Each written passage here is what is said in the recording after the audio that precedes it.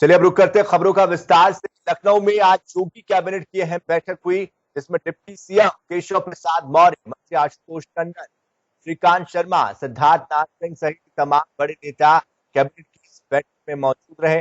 बताया जा रहा है कि बैठक में 29 प्रस्ताव पास हुए हैं। बैठक के बाद यूपी सरकार के प्रवक्ता सिद्धार्थ नाथ सिंह ने प्रेस कॉन्फ्रेंस की, जिस दौरान उन्होंने ये बताया कि अयोध्या में 3 लोक निर्माण विभाग का काम चल रहे हैं और 251 मीटर की एक ऊंची मूर्ति भी यहां बनाई जा रही है।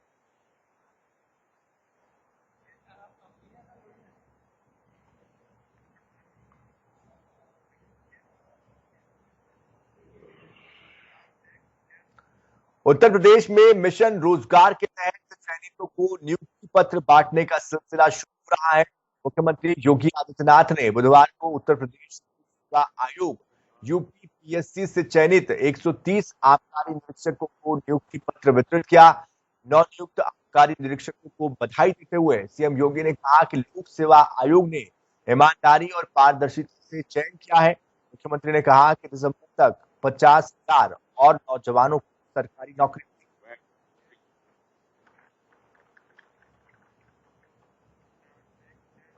रक्षा मंत्री राजनाथ सिंह राजधानी का एक दिन के दौरा करने के लिए पहुंचे और जिस दौरान उन्होंने लखनऊ के पूर्व सांसद लालजी टंडन की प्रतिमा का अनावरण किया और टंडन को याद करते हुए उन्होंने लालजी टंडन के साथ मायावती, अटल बिहारी वाजपेयी और समाजवादी पार्टी से जुड़े हुए 3 रोचक किस्सों को भी बताया।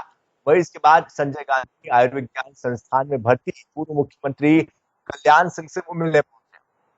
उनका हाल जाना। बताया जा रहा है कि पूर्व मुख्यमंत्री कल्याण सिंह की हालत अब भी नाजुक बनी हुई है और उन्हें वेंटिलेटर पर शिफ्ट किया गया। ये तस्वीर आपके सामने है राजधानी के एयरपोर्ट पर जब राजनाथ सिंह पहुंचे उस दौरान की तस्वीर।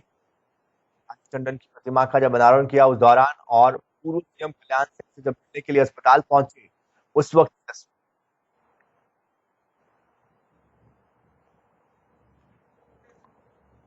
तो एक दिवसीय दौरे पर रक्षा मंत्री राजनाथ सिंह पहुंचे थे।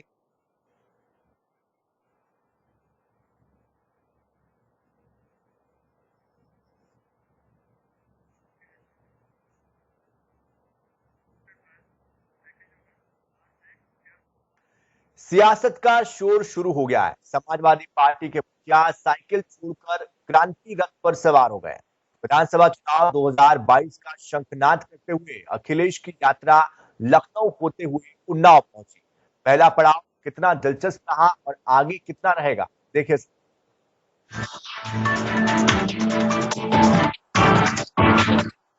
जनता याद आने लगी है। गरीबों के हाथ में चावल की जगह पुलाव आने लगा है। लगता है चुनाव दहलीज पर है। जी हाँ, भीड़ है, भीड़ में उत्साह है। उत्साह में समाजवादी है और सिर पर लाल टोपी भी है। साथ में है अखिलेश भैया।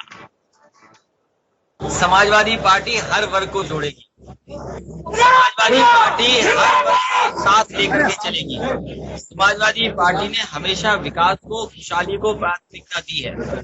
समाजवादी पार्टी ने ये फैसला किया है कि बड़े दलों से गठबंधन नहीं होगा। छोटे दलों को साथ लेकर के काम समाजवादी पार्टी करेगी और जिसको भी भारतीय जनता पार्टी को हराना है समाजवादी पार्टी के दरवाजे खुले। जमीन तैयार हो रही है, सत्ता पक्ष की और विपक्ष की भी, और इसी सियासी जमीन से सब को रथ पर सवार करते हुए हुंकार भरी है। चुनावी हुंकार। जी हाँ, एक तरफ जहां काशी में सत्ता पक्ष हर हर महादेव के नारे के साथ 2017 को दोहराना चाहता है, तो विपक्ष भी अपने इतिहास को दोहराने में कोई कसर नहीं छोड़ना चाहता। विपक्ष भी दोहराना चाहता है अपनी ऐतिहासिक 2012 की जीत को। इसी एक बार फिर राजधानी में पंथरा सड़क का पहिया 2012 की जीत के चक्र की तरह घूमा है। असल में 2012 विधानसभा चुनाव में जबरदस्त सफलता हासिल करने वाली समाजवादी पार्टी ने 2011 में चुनाव प्रचार की शुरुआत क्रांति रथ यात्रा के साथ उन्नाव से 3 दिवसीय कार्यक्रम से की थी। ठीक उसी तर्ज पर बुधवार को एक बार फिर पूर्व मुख्यमंत्री अखिलेश यादव का उन्नाव आगमन वाहनों के काफिलों के साथ हुआ। इस बार भी पूर्व मुख्यमंत्री उन्नाव जिले की सीमा से अपने उसी रथ पर सवार होकर आए। इस दौरान सपा कार्यकर्ताओं ने अखिलेश का उन्नाव सीमा में प्रवेश करते ही जोरदार स्वागत किया। इस यात्रा को लोग 2022 चुनावी आगाज के तौर पर देख रहे हैं। यलगार चुनावी है, लेकिन हालात अलग हैं। कई बागी हैं, कई रूठे, तो बहुत कुछ बिखरा हुआ भी है, जिसे इस चुनाव आगाज के साथ साथ सपा प्रमुख को साथ लाना भी होगा, क्योंकि उत्तर प्रदेश के चुनावी रण में जीत का राज इतनी आसानी से सर पर नहीं सजता। ये अखिलेश यादव बेहतर समझते हैं। जनता टीवी के लिए अभिषेक तिवारी की रिपोर्ट। समाजवादी पार्टी के राष्ट्रीय अध्यक्ष अखिलेश यादव रथ यात्रा से चुनाव अभियान का आगाज कर चुके हैं। अखिलेश यादव ग्राम सरोसा स्थित मनोहर लाल इंटर कॉलेज में पूर्व मंत्री मनोहर लाल की मूर्ति का अनावरण करने भी पहुंचे और रथ यात्रा में उन्नाव के अलावा हरदोई, कानपुर, रायबरेली सहित अन्य जिलों के लोगों के भी जुड़ने की संभावना बताई गई थी और लेकिन जिला प्रशासन की कोविड प्रोटोकॉल गाइडलाइन की वजह से जनसभा की अनुमति देने से इनकार कर दिया गया और रथ यात्रा के बाद से सपा ने अपनी रणनीति को बदल दिया है और अब सपा के राष्ट्रीय अध्यक्ष लखनऊ से उन्नाव तक रथ लेकर जा रहे हैं, जिसके जरिए चुनाव अभियान की वो शुरुआत कर चुके हैं। अपने बयानों को लेकर चर्चा में रहने वाले उत्तर प्रदेश के राज्य मंत्री आनंद स्वरूप शुक्ला ने शायर मुनव्वर राणा पर हमला बोला है। उन्होंने कहा है कि उनके जैसे लोगों को प्रदेश ही नहीं देश छोड़कर चले जाना चाहिए। बता दें कि हाल ही में मशहूर शायर मुनव्वर राणा ने विवादित बयान दिया था, जिसमें उन्होंने ये कहा था कि अगर 2022 में योगी सरकार वापस आई तो मैं प्रदेश ऐसी की बेवकूफी से, नादानी से, लालच से प्रदेश के मुसलमानों को नुकसान करने की वजह से अगर भाजपा यहाँ आ जाती तो हम उत्तर प्रदेश और निश्चित रूप से वो लोग मारे जाएंगे जो भारत के खिलाफ खड़े हो, चाहे वो जो और जो यह बात कर रहे हैं कि उत्तर प्रदेश छोड़ना पड़ेगा, निश्चित रूप से समय आ गया है उन सारे लोगों के लिए। साजिश में थे कि भारत को फिर से बांट देंगे, लेकिन जब 2014 में मोदी जी की सरकार देश में आई है और 17 में से माननीय योगी उत्तर प्रदेश के मुख्यमंत्री बने हैं और के जो भी कनेक्शन है दुनिया के हमारे दुश्मन देशों से, पाकिस्तान जैसे देशों से, भी बेनकाब करके और निश्चित रूप से मुनव्वर राणा जैसे लोगों को प्रदेश ही नहीं देश पड़ेगा। मुनव्वर राणा ने जो भी प्रसिद्धि पाई वो भारत में पाई। बिकरू कांड के बाद पुलिस एनकाउंटर में मारे गए गैंगस्टर विकास दुबे की शार्प शूटर रहे अमर दुबे की पत्नी खुशी दुबे का केस अब बीएसपी के राष्ट्रीय महासचिव सतीश चंद्र मिश्रा लड़ेंगे। बीएसपी नेता और पूर्व मंत्री दुबे ने ये बताया कि सतीश मिश्रा ने खुशी का केस लड़ने के लिए तैयार है वो, और इसके लिए खुशी दुबे को गैंगस्टर विकास दुबे की बहू भी कहा जाता है, क्योंकि वो अमर दुबे को बेटे की तरह मानता था और यहाँ खुशी दुबे फिलहाल जेल में बंद है और उस पर बिकरू पुलिस हत्याकांड में शामिल होने का आरोप। 23 तारीख को एक ऐतिहासिक दिन है इस संपूर्ण की राजनीति के लिए। हमारा समाज जो आज बहुत ही ज्यादा उपेक्षित, परेशान, हताश, निराश, हवास और दुखी है, इन सब बातों को हमारी पार्टी की राष्ट्रीय अध्यक्ष माननीय बहन कुमारी मायावती ने बहुत ही बारीकी से देखा और देखने के पश्चात उन्होंने निर्देश दिया हमारे समाज पार्टी के राष्ट्रीय महासचिव माननीय श्री सतीश चंद्र मिश्रा जी को कि आप एक बार फिर से अन्याय अत्याचार खिलाफ आवाज बुलंद करिए। वही आवाज बुलंद करने के लिए हम लोग दिनांक 20 तारीख को यहाँ पर।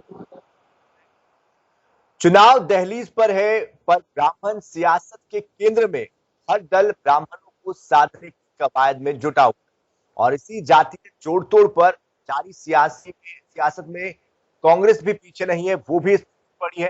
कांग्रेस प्रवक्ता अंशु अवस्थी ने इस पर भी अपनी प्रतिक्रिया दी और अब चुनाव चूंकि आ गया, ऐसे में सपा बसपा को ब्राह्मणों की याद आई है, ये उन्होंने कहा है। इसके अलावा भी उन्होंने क्या कहा है आपको सुना। अब जब 2022 का चुनाव आया है तो Bahujan Samaj party, Samajwadi party, Bharatiya Janata party, सभी को ब्राह्मण समाज की याद आ गई है। लेकिन अभी तक कहां थे? रायबरेली में जब ब्राह्मणों को जिंदा जलाया जा रहा था, उस समय कहां थी बहुजन समाज पार्टी? कहां थी समाजवादी पार्टी? कांग्रेस पार्टी ने संसद के अंदर उसको उठाया और हमारे नेता कार्यकर्ता सड़क पर उतर कर ब्राह्मण अत्याचार के खिलाफ, भाजपा सरकार जातिवादी आदित्य के खिलाफ आवाज। उत्तर प्रदेश में अब जब चुनाव आया है तब ब्राह्मणों की चिंता आई है। अब खुशी दुबे का मुकदमा लड़ना चाहते हैं सतीश मिश्रा जी। लेकिन मैं आपको बता दूं, ब्राह्मण अपने पुराने परिवार में वापस आने जा रहा है। कांग्रेस पार्टी ब्राह्मण सहित समाज प्रत्येक वर्ग को सम्मान देती है, स्थान देती है। Doctor Zakir Hussain memorial trust के घोटाले के मामले में पूर्व विदेश मंत्री सलमान खुर्शीद की पत्नी लुईस खुर्शीद समेत 2 के खिलाफ कोर्ट ने गैर जमानती वारंट जारी कर दिया है, जिसके चलते सियासी हलचल भी तेज हो गई। लुईस खुर्शीद के खिलाफ आर्थिक अपराध अनुसंधान संगठन लखनऊ के निरीक्षक रामशंकर यादव ने ट्रस्ट के तत्कालीन प्रतिनिधि प्रत्युष शुक्ला के खिलाफ मुकदमा गंज कोतवाली में बीते 1 जून 2017 को दर्ज कराया था, जिसमें यह आरोप था कि अभिलेखों में हेरफेर करते हुए अधिकारियों की फर्जी हस्ताक्षर और मुहर इसमें लगाई गई।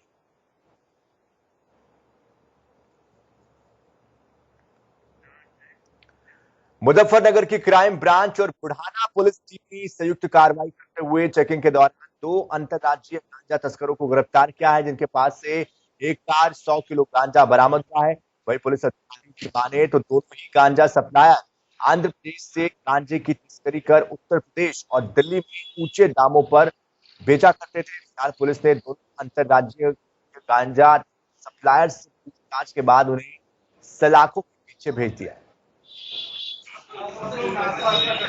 ब्रांच थाना बुढ़ाना एसएसपी संजीव के नेतृत्व में टीम ने ज्वाइंट ऑपरेशन करा, जिसमें 2 तस्करों को दबोचा गया। एक तस्कर शामली का है, जिसके नाम क्रमशः इमरान और शकील है। 2 तस्कर भागने में सफल हुए हैं, इनका नाम अयूब और इरफान है, और इनके कब्जे से 1 क्विंटल गांजा बरामद किया गया है, जिसकी कीमत करीब 10 लाख से ऊपर है। अंतर्राष्ट्रीय प्रथम दृष्टया पूछताछ पर बताया कि गांजा ये आंध्र प्रदेश से लेकर आते थे काफी सस्ते दामों में, और ये दिल्ली लेके जाते थे इस दूध को, और दिल्ली में किसी व्यक्ति को इनको देना था। दिल्ली वाले का जिसके पास पहुंच नहीं थी डील, उसकी भी जानकारी दी जा रही है, और जहां से गांजा चला है उसकी भी जानकारी दी जा रही है। तो बेचना का विषय है, जिसमें टीम बनाकर कार्रवाई अलग से की जा रही है। आगे भी कोई इसमें जानकारी मिलेगी तो आपको अवगत कराएंगे। बढ़ते आगे, ना बिजली ना किताब, कैसे वो छात्रों का ख्वाब पूरा। कहावत यूपी के हरदोई जिले में बेसिक शिक्षा विभाग पर बिल्कुल सटीक बैठती है। हरदोई जिले में करीब 250 प्राथमिक विद्यालयों में विद्युतीकरण अभी तक नहीं हो पाया है, लेकिन अब इन विद्यालयों की रूपरेखा बदलने वाली है। करीब 180 प्राथमिक विद्यालयों में विद्युतीकरण कराने के लिए बेसिक शिक्षा विभाग ने अपने प्रयास तेज कर दिए हैं। बेसिक शिक्षा विभाग की ओर से मिशन कायाकल्प के तहत विद्युतीकरण का काम कराए जाने के लिए पंचायत राज विभाग को पत्र लिखा गया। 179 विद्यालयों में विद्युत विभाग से एस्टीमेट प्राप्त कर कायाकल्प के अंतर्गत डीपीआर साहब से ग्राम पंचायत विभाग से किया गया कि वो भी कर लिया जाए, और जनपद में टोटल 32 लाख लगभग आनी है बच्चों को वितरित करने के लिए शुल्क। जिसमें परिषदीय विद्यालयों में, शासकीय विद्यालयों में, विद्यालयों में वितरित होनी है, जिसमें लगभग 5,94,हजार किताबें प्राप्त हो गई हैं। ये काशीराम कॉलोनी विद्यालय में रखी गई। सभी सत्यापनों उपरांत वितरण करा दिया जाएगा। प्रदेश में एक बार फिर मौसम का मिजाज बदला है, जिसके कारण रायबरेली में एक बड़ा हादसा हो गया। दरअसल तेज बारिश के बीच अचानक आकाशीय बिजली की चपेट में आने से एक महिला और मासूमों की मौत हो गई है, और इसके अलावा 4 अन्य लोग बिजली की चपेट में आकर झुलस गए। ग्रामीणों ने घायलों को इलाज के लिए आनंद फानंद में CHC पहुंचाया है। रसूलपुर गांव में 3 लोग आए हैं अभी 108 एम्बुलेंस से। रामकली है वाइफ ऑफ राजाराम, और केशु सन ऑफ दीपक और अमित सन ऑफ दिलीप। वहाँ सीट इसलिए गिरी थी, उसी के रेंज में लोग आ गए थे, जिसकी वजह से वो छोटे चले हैं थोड़ा, तो प्राथमिक उपचार दे दिया गया है और हालत सेंसिटिव है। और ऐसी सूचना दी कि वहाँ 3 और लोग खत्म हो गए। उत्तर प्रदेश के कुशीनगर की टूना तहसील के परसौनी कला में अनाथ आश्रम पर पुलिस ने छापेमारी की है, जिस दौरान पुलिस बल के साथ एसडीएम मौके पर मौजूद है। दरअसल यूपी बाल आयोग टीम की ओर से की गई जांच में अनाथ आश्रम फर्जी पाया गया है। यह अनाथ आश्रम बिना रजिस्ट्रेशन के संचालित किया जा रहा था। उसके बाद जब बच्चों को CWC के सामने ले जाने की कोशिश की गई, संचालक की ओर से इसका विरोध भी किया जाने लगा। थाने का क्या मामला है, क्यों रेस्क्यू इसलिए हो रहा है कि बच्चों को ले जाकर CWC के सामने पेश किया जाएगा और इस हिसाब से नियमानुसार उनका मेडिकल चेकअप कराकर जो है उनको जो है यहाँ उनकी सुव्यवस्थित ढंग से रखने की व्यवस्था, इसलिए कि इनके पास जो है लीगल पेपर नहीं है। गाजियाबाद में एक युवक की पिटाई का वीडियो तेजी से सोशल मीडिया पर वायरल हो रहा है। वीडियो में एक युवक, कुछ दबंग युवक को सड़क पर गिराकर लाठी डंडों से, लात घूंसों से पीट रहे हैं। पुलिस ने इस मामले में मुकदमा दर्ज कर लिया है। आरोपियों की तलाश जारी है। ये घटना 20 जुलाई को बताई गई है। वही पुलिस के मुताबिक पुराने विवाद को लेकर अक्सर इनके बीच ऐसी मारपीट होती रही है।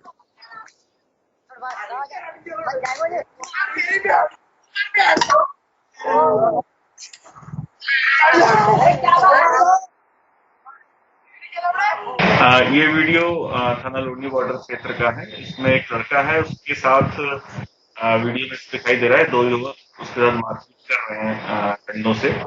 तो इसके त्वरित संज्ञान लिया गया था और लड़के को चिन्हित किया गया था। वो लड़के भी चिन्हित कर दिए गए हैं जिनके साथ मारपीट हुई। जो लड़के के साथ जिसका पिटाई हुई है उसका मेडिकल करा लिया गया है और मुकदमा पंजीकृत किया जा रहा है। पूर्व में भी इन दोनों के मध्य विवाद था और पूर्व में भी इनके मध्य लड़ाई झगड़ा हुआ था, इसमें की कार्रवाई की गई थी। अब फिर से कल इनके मध्य कुछ लड़ाई बातचीत हुई, उसके बाद मारपीट हुई।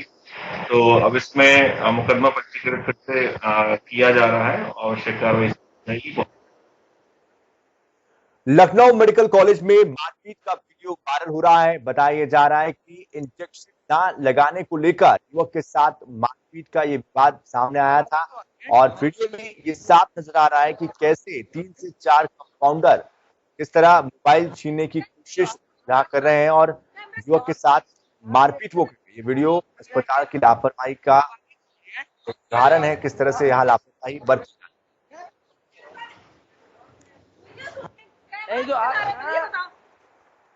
उत्तराखंड के मुख्यमंत्री पुष्कर सिंह धामी का चमोली दौरा खराब मौसम की वजह से रद्द हो गया है, जिसके बाद वो सड़क मार्ग के जरिए उत्तरकाशी पहुंचे और आपदा प्रभावित क्षेत्रों का दौरा किया। इस दौरान उन्होंने आपदा में मारे गए लोगों के परिजनों से मुलाकात की, उन्हें सांत्वना दिया।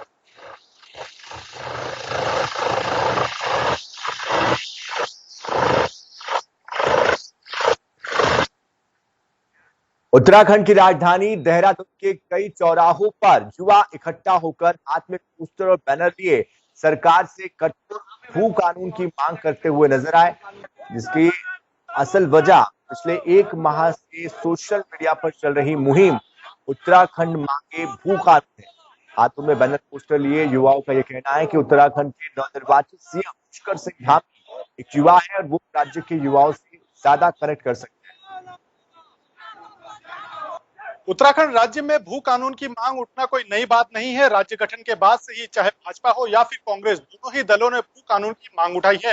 लेकिन अब युवा मुख्यमंत्री पुष्कर सिंह धामी के सत्तासीन होने के बाद युवाओं ने भी भू कानून को लेकर मोर्चा खोल दिया है। अब दोनों ही दल गेंद एक दूसरे के पाले में डाल रहे हैं।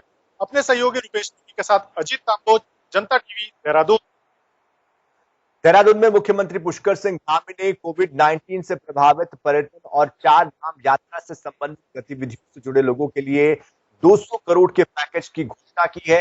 कोविड-19 के कारण विभिन्न पर्यटक गतिविधियों और 4 धाम यात्रा की व्यवस्था में कार्यरत व्यक्तियों और उनके व्यवसाय पर सबसे ज्यादा कोविड-19 का असर पड़ा है। विषम आर्थिक परिस्थितियों के बावजूद राज्य सरकार ऐसे क्षेत्रों में कार्यरत है और व्यवसायरत जो व्यक्ति है उनके बैंक खाते में सीधे ये जो धनराशि है यह हस्तांतरित की जाएगी। इसके अतिरिक्त विभिन्न व्यावसायिक गतिविधियों के लिए लाइसेंस शुल्क आदि पर भी छूट प्रदान की जाएगी। तो इसी के साथ इस बुलेटिन में फिलहाल इतना ही। ताजा खबरों के लिए, अपडेट्स के लिए आप बने रहिए जनता टीवी के साथ।